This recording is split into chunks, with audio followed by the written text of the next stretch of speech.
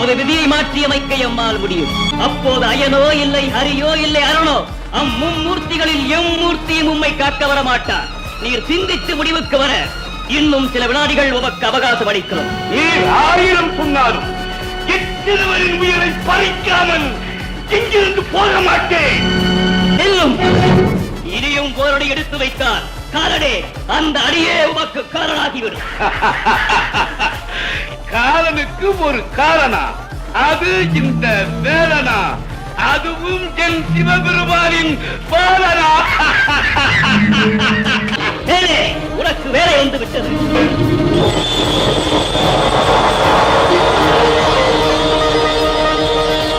மும்மூர்த்திகளே, என்னை காப்பாற்றுங்கள், என்னை காப்பாற்றுங்கள். தாயே, தந்தையே, மாமா, பிரம்மதேவரே, உங்கள் அனைவரையும் வணங்குகிறேன்.